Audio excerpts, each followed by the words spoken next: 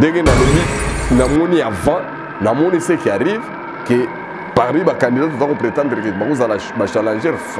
nous allons face à Fachi pour me rater au pesant à moi demi c'est tout ce la balance maintenant pour comprendre qu'ils ont des problèmes au niveau de la justice à travers le dossier de la nationalité. Donc soyez vigilants,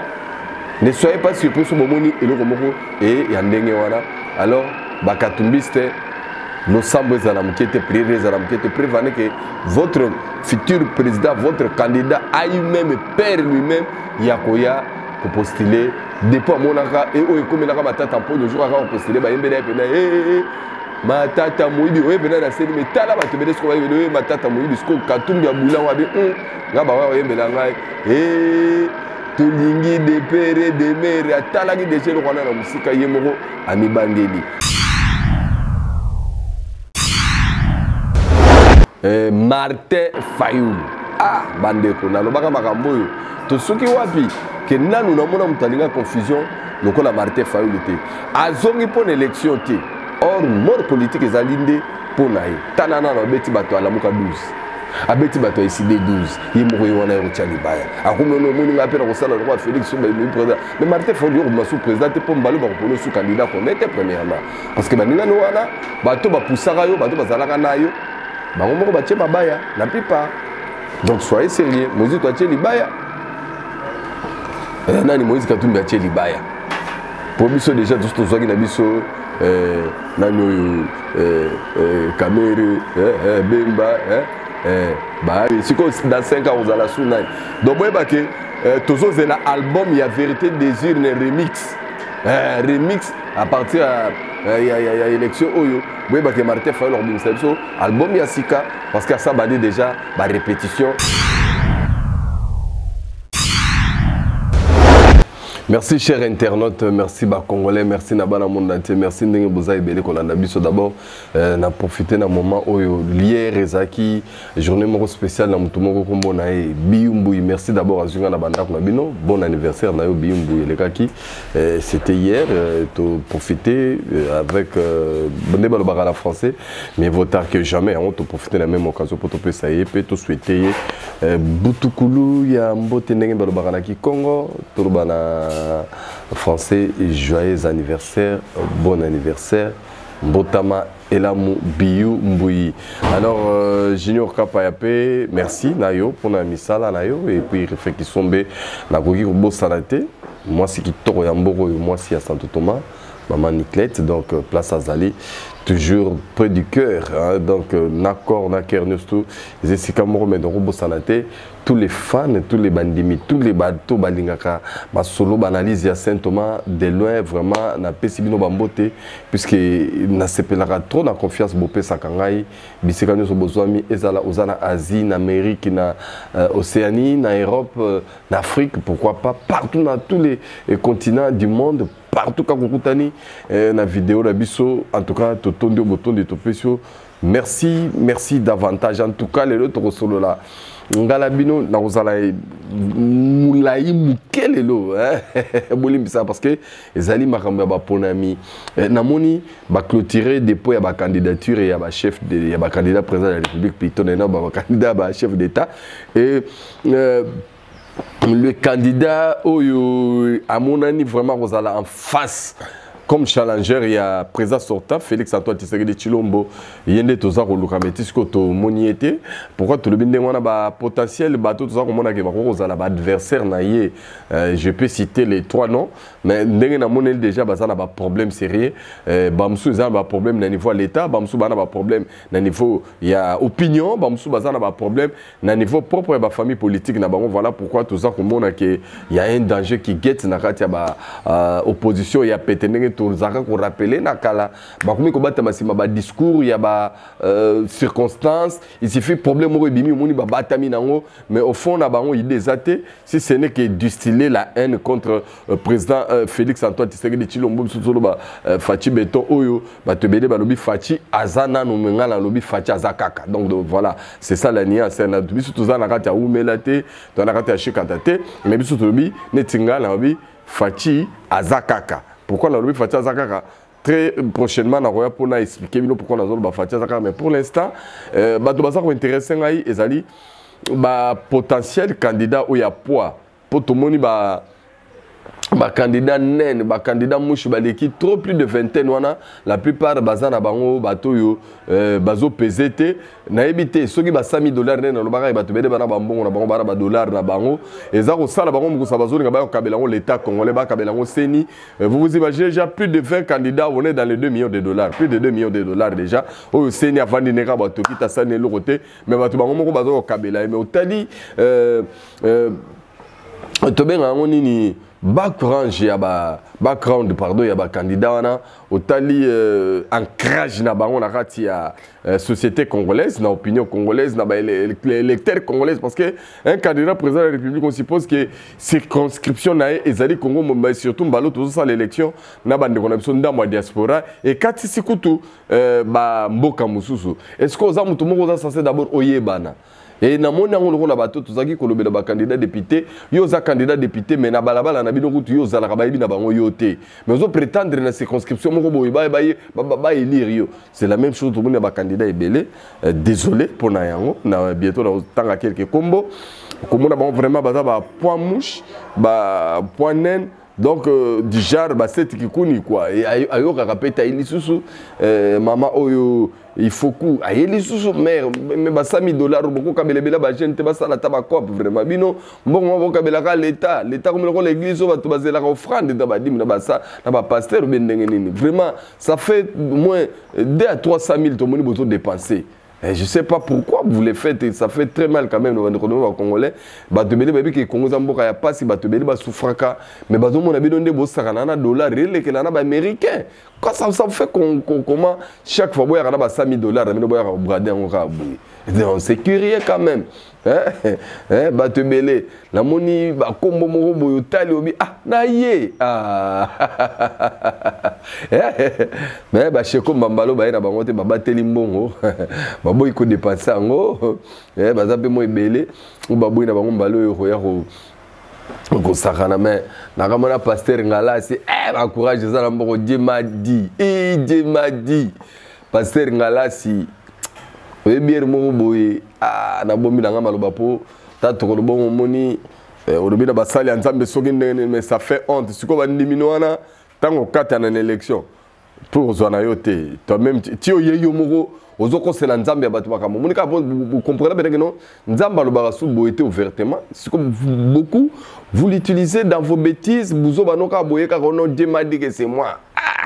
pasteur ngalasi mais baninga no ba prophète bede ba prophétiser pour na Congo na tikala ko atamoko sala illusion na yote yo Dieu m'a dit yo inspiré nzambe comme 12. Non, entre nous, nandenga mabete, ça se passe très mal na Congo, na période de ma ponami. Bon, moi, pourquoi nataka ko efe bino balando bato babesana ko landanga na lobaka da bino ke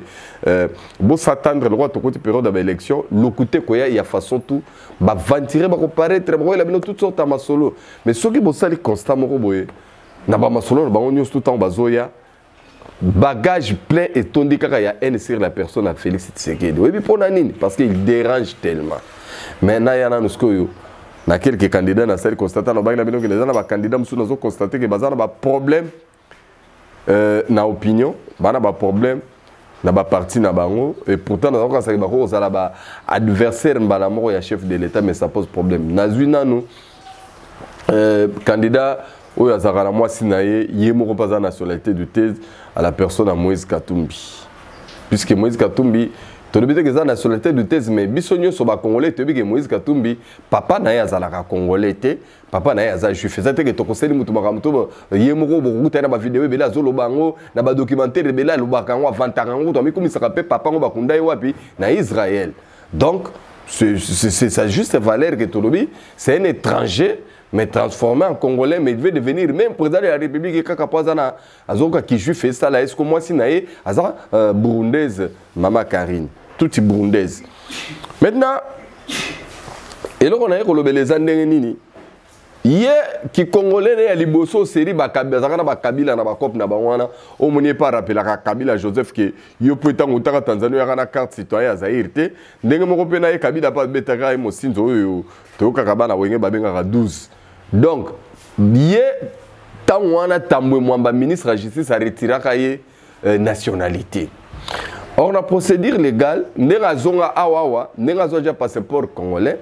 il fallait à Kenda pour renouveler la nationalité congolaise, pour introduire certificat de nationalité, il y a bien, il y a propre, où ils ont attesté vraiment que Aza congolais. Mais qu'est-ce que le métier a fait? A beta ma solo en kara, à Salané en côté. Si on est que tout ça, ma crainte est que tant qu'on va examiner le dossier, ceux qui sont à valider, mais je ne pense pas que le cours constitutionnel est validé parce que matière est une matière sensible. Matière il y a justice et il y a ma nationalité. Cour constitutionnel n'est pas de la article, la constitution. Qu'est-ce qui est lié à ma nationalité? Procédure ni à suivre quand on avait perdu sa nationalité congolaise et que comment récupérer cette nationalité. C'est à travers procédure on a un niveau cour constitutionnelle des études minutieuses et Salema. Alors, Boka Moité, Bozala surpris, et ça la pété que a monté mamabé toi acharnement contre TTT d'une manière légale, mais Moïse Katumbi n'a pas bien travaillé pour l'avenir politique naé, n'a pas ambition naé, n'a pas prétention naé sur le plan de dossier où il s'est mis au critérium où il y a accéder pour comme candidat où il y a compétir. Donc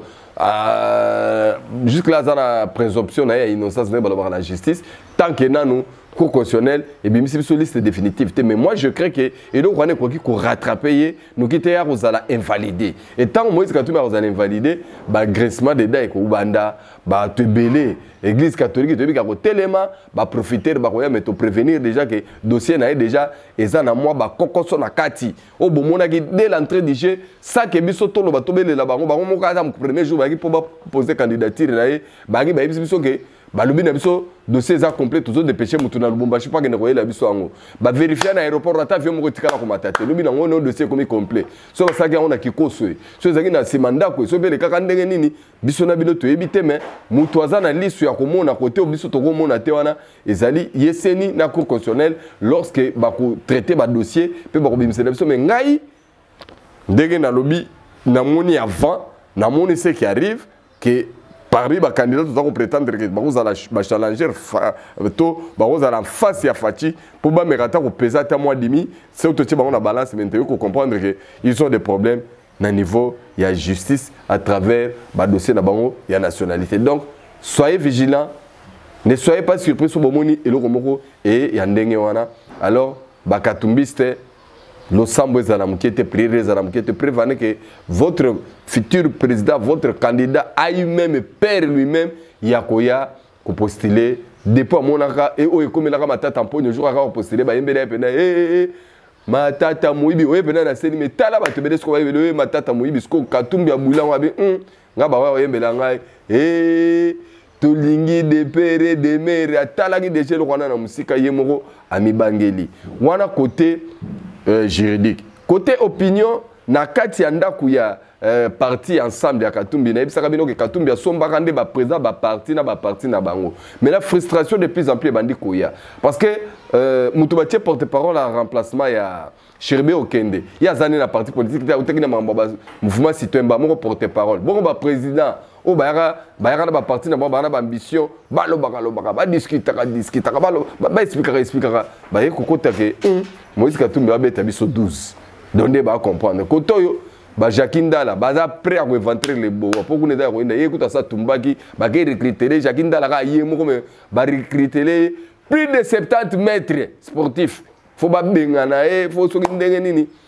Nous on observe seulement. Mais donc on a déjà ils a mbutu et côté kuna na kati omoni sangisa ndenge pesi siko lycée bosangani yo olo créer parti politique ezala na idéologie moko yo sombinde ba président ya ba parti politique bazala ya yo bosala ensemble tala lelo yo ndenge kuna etoboki biso zotala kaka biso tona biso nero lobate parce que nous on observe seulement.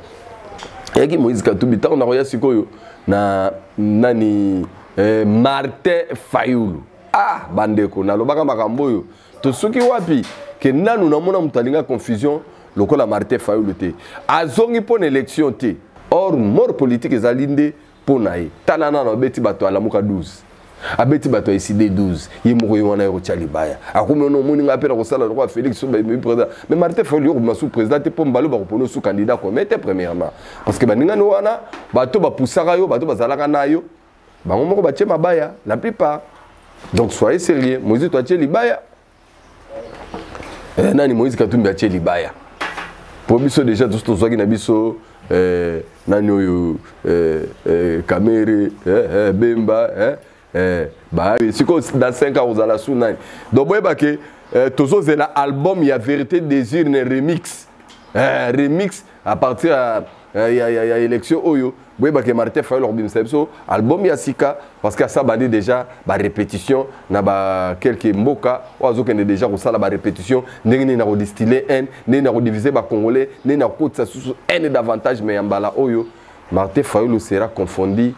comme ndenge confondu après 2019 yemo atali bato ebele bakimaye ti asuka nango aye robetana bato mibali oyo bazala bazobebisa bango na baninga ne mibali donc na niveau ya mama kamna bango na omoni sikoyo déjà na opinion à se discréditer ava ya mibale mukwege gay akebeteli solo moko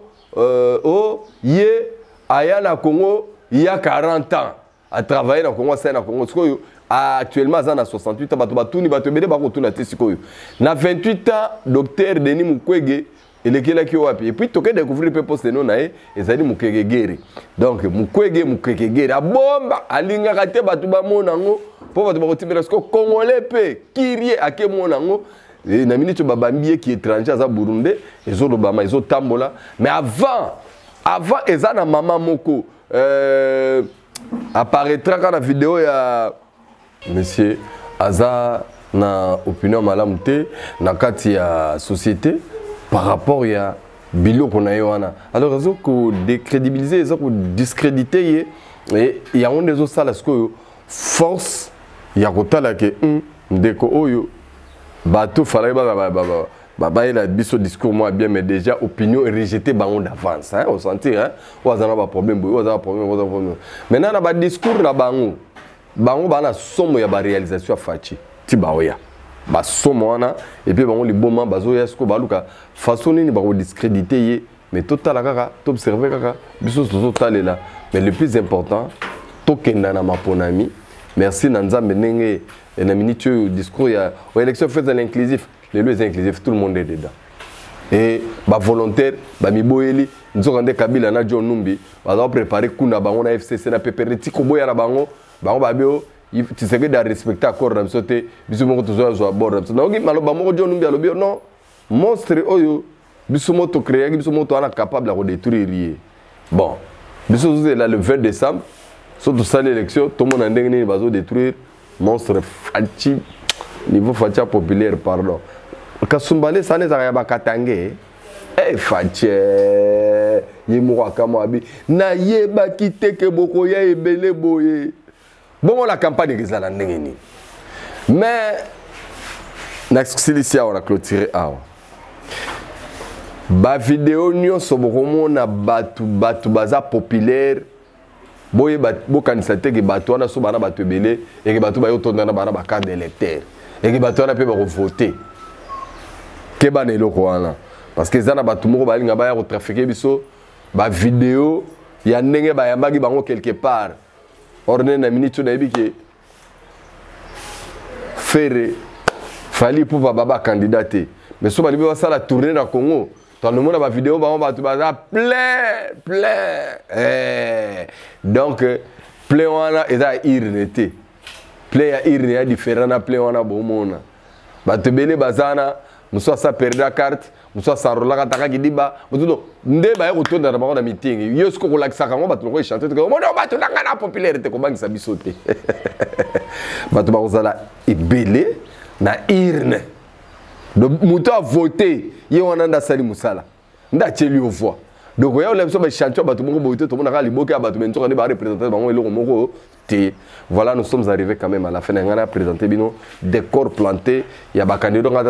un adversaire facile et fachi. Et tous les sans croire, ma sondage, les amindés, les abattements, auto aibiko sala makambo, tout comme ça la calcul. Dans mon élection, tout le monde voit déjà que Fachi a sa favori, Fachi a sa gagnant. Mais banguna balobi boye soki élection sili soki va publier kaka ke Fatia a gagné pour na bango era bongo te a tricher pour bango ba dima ke élection salami ya bi eza balo ba ke Fatia 8 wana de Fatia 8 te ah bon moment na biso ko basi na bino to ndenge nini bon